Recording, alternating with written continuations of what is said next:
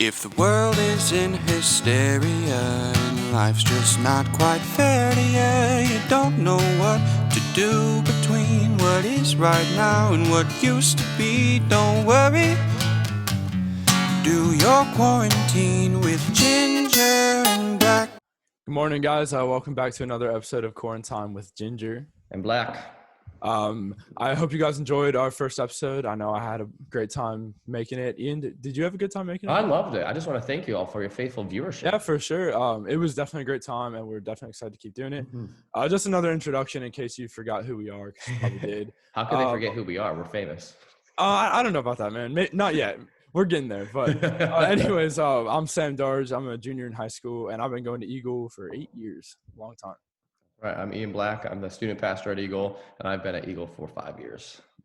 Yes. And I would just like to apologize to Ian. I had a lot of insults at him in our first episode. Ian, a lot of shade being thrown last week. Ian, you know I love you, bro. Don't mean likewise, any of it. Sam Darge. 5 years. Here's the thing, guys. For anyone who hasn't had Ian as their youth pastor, I feel really bad for you. And 5 years, it's not even close to being enough. So, Ian, love you, bro. Love you too, man. I'm still going to make fun of you, but I just hope you know. Because it's all out of love, of course. Yeah, of course. Exactly. Yeah. So anyways, our topic for the day is going to be music. Music is a pretty broad topic. We're going to have a lot of fun with it. Ian, you'd say we're both musical people, right?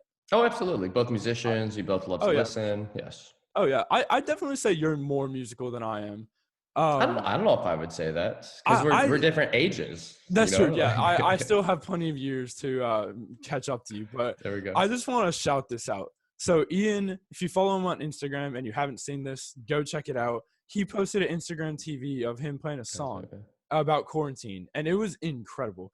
Here's the thing I've realized about you, Ian. When you sing, bro, you don't just sing, you perform, man. Oh. It's entertaining to watch. Even just your facial expression. You're smiling, you're having a good time, and there's nothing I'd rather do than just sit back with a cup of coffee and watch it and sing. You know what's funny? I need to take a snippet of that recording of what you just said and put it into my resume for different shows. Be like, hey, the public says this. No, it's so good, dude. Your voice, bro. You got a nice voice. Oh, and thanks, you bro. perform. Thanks, bro. It's entertaining. There we go, yeah. I'd say for worship team, when you're on worship team, I definitely like when you're up there because you just sing well, you're entertaining. Yeah, we love it. There we go. So anyway, back to the music. Back to genres of music. Yeah. So what's your favorite genre of music? Ian? Ooh, so that's tough. So yeah, knowing that this was a topic, I was giving it some thought. I would say probably my favorite genre would have to be show tunes, which I know everyone's going to roll their eyes. No. But the reason I say it's my favorite is it's not that I listen to it all the time, but when I think the span of my life. Yeah. But then closely would be probably light rock. I had a little accent there. Light rock. And alternative, that sort of thing. Yeah. Because that's also then probably what's been the most consistent. I definitely agree with that. I think it's easier, and I'm curious for you. I would say it is easier for me to pick genres of music that I don't like. Yeah, country is up there. Don't like country, man. Yep. We're gonna get a lot of backlash for that. I know, right? Especially here, and imagine if we were just a little further south, people would be like, "Oh, for sure." Well, here's the thing about country too, man. Yeah. There's only two types of people. There's the first type is the person like us, or the people like us who do not like it, and then there's people who are in love with it. They just That's what country wins over everything. There is no in between. Country's not bad, but it's not my favorite. It's either you don't like it or you love it. So what are some of your favorite genres of music? Ooh, that's tough, bro. I'm not very picky with music. Country and opera is really the only stuff I don't like. Breaks my heart a little bit as an opera fan. But okay, here's the thing though. Opera's not bad, but I'm talking I'm driving. I wouldn't put that in my aux cord and listen to it. It doesn't sound. Fully understand. Yeah. I'd say probably jazz is one of my favorite genres. I don't listen to it a ton, but I just love the sound that it makes. It's so fun to listen to. And if you all don't know that Sam Darge is a saxophonist, listening to Sam get his jazz on with the saxophone. No. That's not me. If you guys want to listen to some jazz saxophone, do not go to my Instagram page. Whatever. No, here's the thing. Jazz is really hard to play, and I haven't actually learned jazz yet. I really want to. but It it's is jazz is challenging. it's very challenging. It's one of the hardest genres playing. But Well, and it's so improv based. We should for educate sure. the people. And Yes. improv is just when you play more obviously just by ear. It's Yeah. spontaneous. You're playing off the cuff. So Yeah. jazz improv is hard. It definitely is, because like everyone kind of just has to like build off each other, you know. Yeah. But anyways, jazz is probably my favorite All right. genre overall. But I also really like classic rock, you know, stuff like Led Zeppelin. And I love alternative, you know. And another one of my favorites is pop. But the thing with pop is it's tricky. I don't really like pop music from like anywhere around the last couple years, because I just feel like it's so auto-tuned now. Yeah. And it's like I could get famous with something. It's not entirely creative and stuff. Yeah, but I'm talking more like early 10s pop, you know. Like Bruno Mars. I really like him. I think he's good. And since pop, I mean, when you think pop just means popular music, so different things, it is probably true that like I'm a popular music guy. There's plenty of musicians who are like, no, I don't listen to pop. I'm not one of them. I'm like, I love pop music, but it's funny how it changes. Oh, for sure. Yeah. I have one song in mind when I think of popular. I guess it's kind of more alternative, I guess, but it's the song Easy by the Commodores. Okay. Yeah. Love that song, man. I could literally play that every single day and never get tired of it. Because you know how it is. Like after you listen to a song too much, it kind of gets a little like boring. Right. But like that song, man, I don't even know how long I've been listening to it. So this brings up a good question. What is each of our like music listening habit? So if you find a song or an artist you like, do you like put it on repeat and you beat a song to death, which I confess that is what I do. Oh, I do that. Or do you do that? Yeah. Or because I know some people are like, no, shuffle all the time. Yeah, like I don't want to hear the same song over and over again. Yeah. See, for me, like I'm kind of a mixture of both. Like I when I find songs that I really like, I play them a lot. But then it's like once I start to get a little bored of them, I try to like make sure I'm not playing it too much. Yeah. I don't know about you, and I feel like everyone does this, but like, do you ever like have your main playlist or whatever, and like you get way back into old music that you haven't listened to in forever, and it's like your rotation, like you have like a rotation of the songs you listen to. That's exactly what I do with music, you know.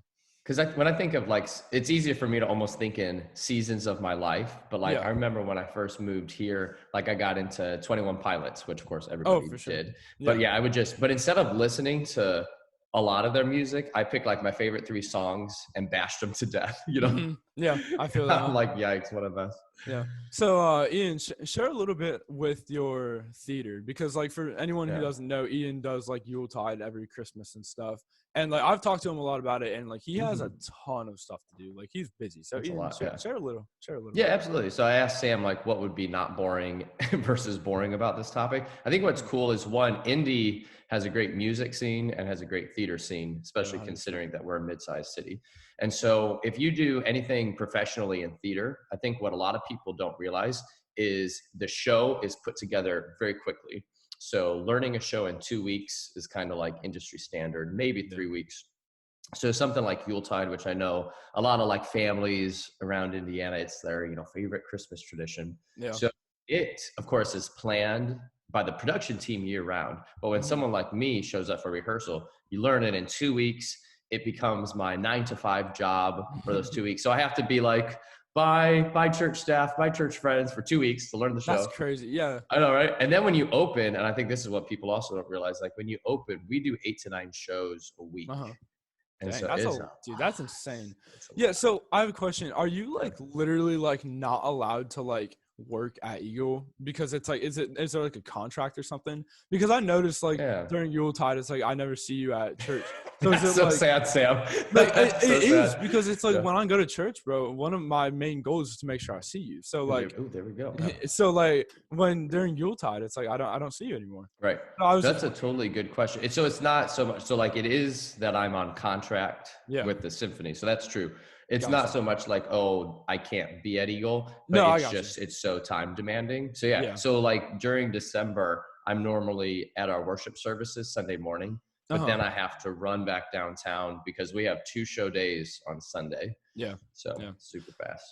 So what like we're both musicians, right? I play the saxophone. That's all I do. What's your favorite musician? Sorry. What's your favorite instrument to play? It would have to be piano, just because it's what I've played the longest. It's what I like I guess, drift towards if I was just Yeah. you're gonna play something. What about you? Even though I know like you play more. I play a little bit. Like I can play the drums a little bit. Ben is always telling me like, dude, you need to keep practicing. Yeah. And like I honestly like am probably going to start playing drums a lot.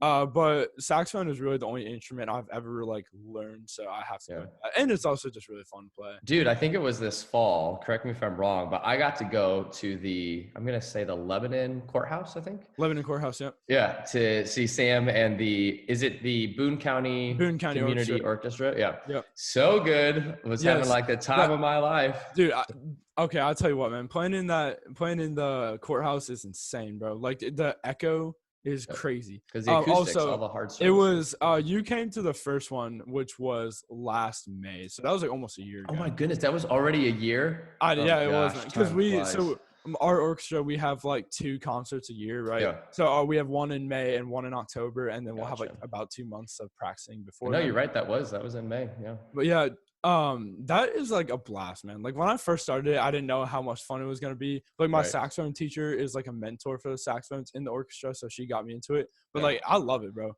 It was a great time. Oh yeah, dude, that's gold. That's gold. Yeah. So Ian, I have a question. Mm-hmm. Like we both said, we're both musical people. What is like your favorite song of all time? Like one song, if you were stuck on an island and you had to pick one, what would you choose? Right. Oh man, that's super tough. Oof. Oh man. So this is gonna be funny because in some ways it's gonna be a typical answer, but in other ways not. So you're not gonna see this one coming. Wait, hold on. Before you say it, please don't say anything Taylor Swift, please. Nope. No Taylor Swift. Thank God. So because this is what I'm gonna do. As you can imagine, like most classical pieces are longer than most either pop or rock pieces. So if I only get one, I'm going to be smart about it. So when I was a kid, we would dance around the house to this particular song, like on Saturday mornings, you know, and say what? There's a Beethoven. Oh, you're getting warmer. You're getting there. So there's a Russian composer, Tchaikovsky. He's super famous. A lot of people know his music. Yeah, but I would listen to Tchaikovsky's 1812 Overture, partly because it's about 20 minutes. So I would get a lot of listening time. And it's a mix of like their slow, reflective, thoughtful passages. But then like it ends with like loud, fast. They literally will sometimes perform it with cannons. Dang, not like real that's cannons, insane. Boom, yeah. So I realize that's a little. I know, right? So it's a little bit of a nerdy answer. What about you? I respect that. That's tough, man. Like I said, "Easy" by the Commodores, obviously one of my favorite songs. But I've been listening to a lot of John Mayer recently, and like "Belief" by John Mayer, all-time favorite by him. So I might have to go with "Belief." Or "Easy," one of those two. That's awesome. What's so great about music is if I asked you that question in a year, it would be a different answer. Oh yeah, that's awesome. Like that's so good. And that's what I love about music. So we're gonna introduce a new segment. But before I do that, I just want to shout out my brother Ben Darge. He just released a new EP. Technically today, but you guys will see this on Monday, so it will have been out for a couple days. But yeah, if you haven't checked this music out, definitely go do that. Do it. I'm his inspiration, obviously. Like Ben just saw how amazing I am with music, and he was inspired to make his own. And we just got to recognize that like we have so many talented prior Eagle students. So yes, go find Ben Darge's newest EP. So good. All right, so Ian, do you want me to introduce the new segment? Do it. All right, guys. So we thought this segment would be mainly fun for you guys, not as much for me and Ian, but it's going to be called Embarrassing Stories. So basically, it's kind of self-explanatory, but if you haven't guessed it yet, we're going to embarrass ourselves, and we're going to tell stories of our past that we probably regret. So yeah. Ian, do you want to start off with the story? Or sure, I will go first. All right. So this is a doozy. So I don't know why I'm letting this go onto the internet. And just real quick, I've not heard this story yet. So that's true. This will be my first time. Oh man, you're gonna be embarrassed for me, Sam. So I can't wait, man. Before Eagle, I worked at a different church in the south suburbs of Chicago. And there was one time where I worked in my office. I had to go to the bathroom, and particularly I had to go take a poop. I did my business. Not a good start, man. I did my business and I came back to my office and I didn't think anything of it. So then we were a little bit more like old school at that church. So like each week I would go to our church secretary and basically like in person, I would walk her through the service order. And so as I'm doing that, I look at my hand and I see that there's something brown on my hand. I don't like and this. I don't, yeah, you won't like where this is going. And I'm like, why is there something brown on my hand? Like, what is it? So, did the regular old sniff test. Oh my God. And because I was like, is it chocolate? Like, what is it? Realize, like, no, there's poop on my hand. So immediately I'm panicking because I don't know how it got there, right? So I very cleverly kind of like dismissed myself from my little meeting.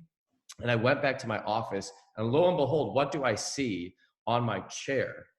But there's poop. There's poop, Sam, on my desk chair. So at this point, I'm really getting nervous. And think about it, I'm probably like 22, 23, like, I don't know. Dang, but like young old Ian. enough. Well, young Ian, but also old enough that you would think.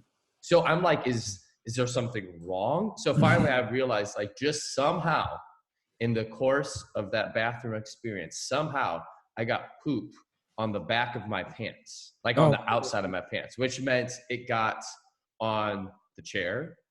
It got on my jeans. It got on my hand. So thankfully no one there realized what had happened. That's so I Jesus just quickly protecting you, bro. I washed my hands. I washed my my pants where it was on the chair. But like, I don't embarrass easily. So I had so much fun telling that story. So like, I told my sister who was there. I told my parents. See, here's the thing. I'm embarrassed to be doing this podcast with you now. So I think I'm just gonna. No, I'm joking. Right? Yeah, you're like, I'm done. So that's now you're up, buddy. Yeah. So that's definitely more embarrassing than mine. So like we actually talked about this a little bit. I'm a part of the Boone County Orchestra, right? And so there's 2 concerts a year, one in May and one in May, one in October. Yes. Mm-hmm. And I did the one in October, and it was my second one. And that one was definitely much harder than the first one. Like it was tough. And there were some things like music theory, like in that sense, that I did not know, like I hadn't known about. And so in one of the rehearsals, we were going over the song, and Ian, you know what a Dakota is, but I didn't know what this was at that time. And most of you guys probably don't know what it is. So I'll just try and explain it real fast. Ian, correct me if I'm wrong here, but basically, like, while you're going through the song, you'll get to the Dakota and you just keep playing through, but then at some point you'll repeat back. And then when you go to the Dakota, what they say, take Dakota, and you go all the way down to a different spot. That's basically what it is, right? That's good. We're rehearsing, right? And thank God I didn't do this like in the actual concert, but we're rehearsing, and we were coming up to the Dakota, right? And we had already repeated. So we were supposed to take it and go down like to the bottom of the sheet of music. Yeah. I did not do that. So in the measure, everyone's like building up, right? And it was like a da, da, da. And we were supposed to stop playing because the next measure we were supposed to go to had a whole rest. Mm-hmm. I did not go to the measure at the bottom of the page. I went to the next measure, and blurted out. Like, I'm talking like blasted a note. And the saxophone is a loud instrument. So it's not like it's not like the violin where I like. Right. It ain't the flute, right? Exactly. So I blurt this note out. Everyone knew it was me. And like, it was just so embarrassing. Everyone was looking at me, and I kind of felt really bad because our conductor Chaz like made us go through that, like those couple measures like 8 times. Like he's just like da da da, cutting it off, and he's making sure that I knew to take the coda. And like next rehearsal, when we get to that part and we're taking the coda, everyone's all like this with me, telling me to stop. I'm just like, I know what I'm doing. Okay, exactly. Don't give me any more grief. So it was so embarrassing. Dude, that's funny. And then I also have another story that came from the same semester of orchestra. It wasn't the same rehearsal though. Thank you, Jesus.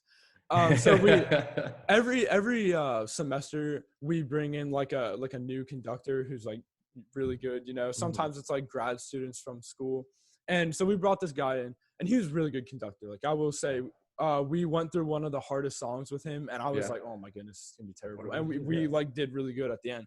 Awesome. But anyways, he was an intense guy. Like you didn't want to get on his bad side.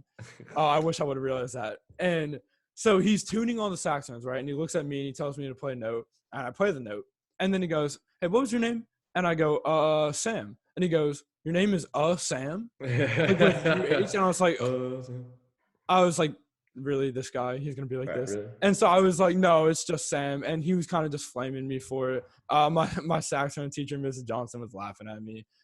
She's really cool. Anyways, so we go on with the rehearsal, right? And later he asks this other kid what his name was, and I don't remember what his name was, so I'll just use the name Logan because I think it may have been that. He was like, "What was your name?" And the guy goes, "Logan," and he goes, "Congratulations, you didn't put before your name." And I was like, "Man, he's throwing shade at you. Ripping you. That's right. Serves you right. Now, so honestly, like thinking about this story made me like realize like I feel bad for you. And I'm not gonna make fun of you as much. Anyway, so then later in the rehearsal, he asked this kid about like his music, and this kid like there was only 2 trumpet players, and he was a trumpet player, and this guy was like probably 11, right? So he was little, and he goes, I don't even remember what he asked, something about the music, and the kid goes, and then says the answer, and he goes, "What is with everyone in Indiana putting before their sentences?" And I just felt personally attacked. Right, like Mr. Johnson, every time he brought it up, she was laughing at me, and it was all fun and games. Like you have to be able to laugh at yourself. Of course, right. So I feel like we summarize our 2 stories by saying Sam has trouble talking sometimes, Ian has trouble 100%. Pooping sometimes, and this is just. So the question is, what's worse, having trouble with talking or with pooping? I'm content to say that probably pooping is worse because it gets nasty fast. Yeah, for sure.